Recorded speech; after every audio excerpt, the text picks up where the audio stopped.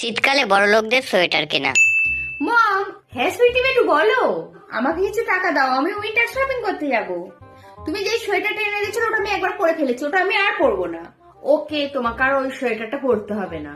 ঠিক আছে, আমি আমার কার্ড দিয়ে দিচ্ছি, তোমার যা ইচ্ছা তুমি শপিং করো, এই নাও।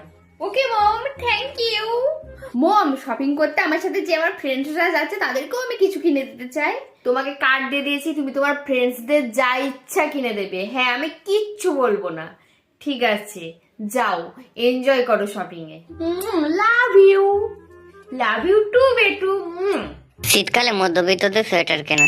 ও মামা গো, কি হয়েছে? কি একটা সোয়েটার কিনে দেবে এবছর? কি সোয়েটার? আগের বছরই তো কিনে দিলাম।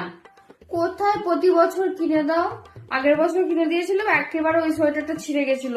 আগের বারেরটাই তো এবারে পরছি, দেখো বোতামগুলো ছিঁড়ে গেছে, আমি সেফটি পিন লাগিয়ে আছি। কোনো সোয়েটার টুপি কিচ্ছু হবে না, শীত তো চলেই যাচ্ছে। এবছর আর কোনো কথাই বলবি না। বছর বছর সোয়েটার টুপি, যা তো এখান থেকে। সবসময় এই দাও ওই দাও লেগেই আছি। টুপিটা দেখো দেখো দেখো, ছিঁড়ে কি হয়ে গেছে। কোথাও আমি যদি যাই আমি কি পরে যাব? এটা 3 বছর আগে কিনে দিয়েছিলে, ভালো লাগে না। টুপিটা দে, সেলাই করে দি দে। থাক, তোমায় সেলাই করে দিতে হবে না। আর আমার বন্ধু বান্ধবীরা সব পরতে যায়, কি সুন্দর সুন্দর সব সোয়েটার পরে, আর আমি এইরকম পরে ছেঁড়া খোড়া সব পরে যাই।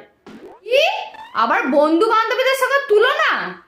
তারা কিরম রেজাল্ট করে, তুই একদম কারোর সঙ্গে তুলনা করে চলবি না।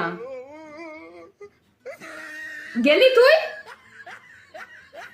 এর জন্য ভালো লাগে না।